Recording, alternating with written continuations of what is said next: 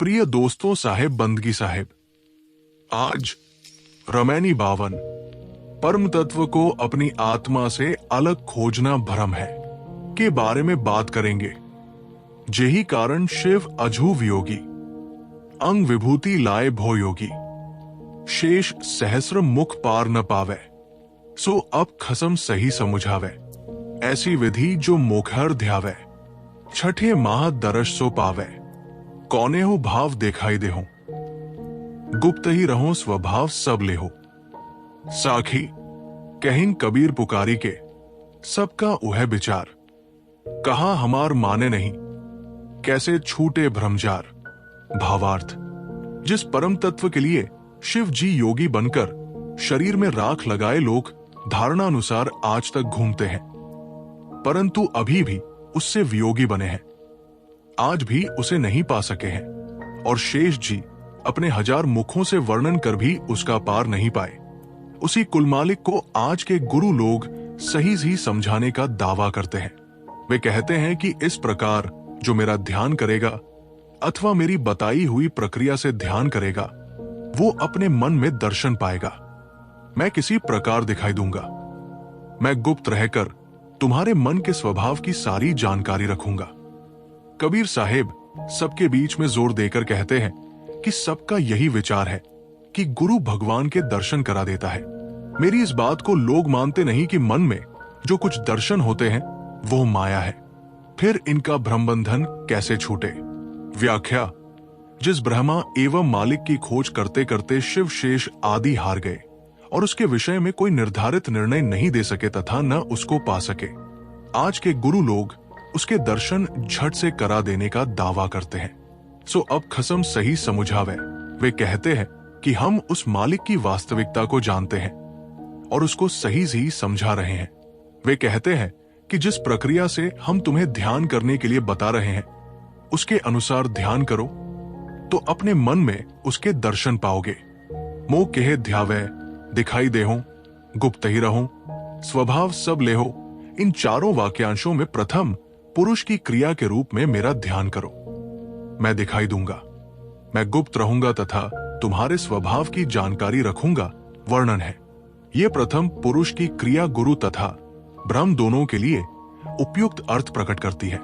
भावुकता से भरे हुए भावनावादी गुरु लोग कहते हैं, हे शिष्य, मेरा ध्यान करो, मैं तुम्हें मन में किसी भी वेश या रंग रूप में दिखाई दूंगा और गुप्त रूप से रहकर तुम्हारे मन की सारी जानकारी रखूंगा।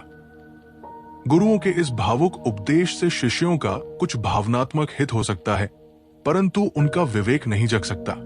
इन उपदेशों को ब्रह्मा के प्रथम पुरुष की क्रिया के रूप में मानकर कहा जा सकता है कि मानो ब्रह्मा कह रहा हो कि मेरा ध्यान करो, मैं नाद, ज्योति, शब्द आदि किसी रूप में दिखाई दूंगा, मैं गुप्त रहकर तुम्हारे स्वभाव की जानकारी रखूंगा इत्यादि।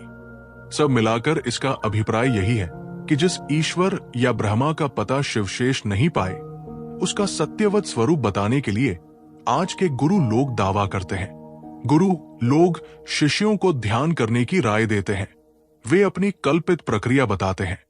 कोई कहता है कि उसे 4 भुजा वाला समझो, कोई कहता है कि उसे अमुक शक्ल में समझो, कोई कहता है उसे प्रकाश रूप, ज्योति रूप, नाद एवं शब्द रूप में समझो। जब तुम्हें नाद सुनाई दे, समझ लो वही ब्रह्मा है। जब तुम्हें ज्योति दिखाई दे, समझ लो वही ईश्वर या ब्रह्मा है। तुम कल्पना करो कि तुम्हारे चारों तरफ ब्रह्मा फैला है इत्यादि। कहना न होगा कि उक्त सारी बातें मन की अवधारणाएं हैं, मन है कल्पित है। ये कह सकते हैं कि इन अलीक धारणाओं से भी मनुष्य का कुछ न कुछ हित है, परंतु ये सब सत्य नहीं है। ये सब तो मन का व्यापार है। अपनी आत्मा, अपने चेतन स्वरूप से अलग परमात्मा खोजना एक भ्रम है, और ये भ्रम पुराकाल से चला आया है। यदि शेष महेश को भी ये भ्रम रहा हो तो ये सत्य तो नहीं हो सकता। कहें कबीर पुकारी के, सबका उह विचार। कबीर साहेब निर्भयता पूर्वक हल्लाकर कहते हैं कि संसार में प्राय सबका यही विचार है कि गुरु शिष्य को ईश्वर दर्शन करा देता है और शिष्य कृतार्थ हो जाता है। परंतु इससे अधिक भोलापन क्या हो सकता है?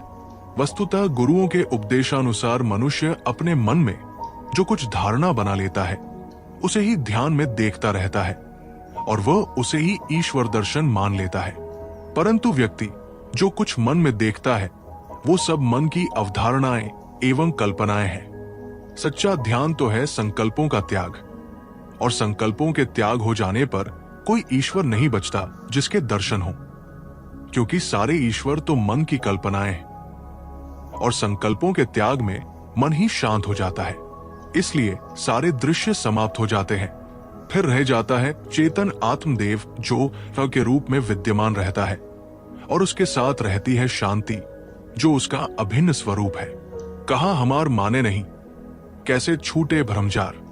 सदगुरु कहते हैं कि मैं कहता हूं कि मन के व्यापार को छोड़ो और अपने स्वरूप में स्थित हो, परंतु लोग मन के व्यापार के बाहर नहीं होते तो इनके भ्रम बंधन कैसे करेंगे।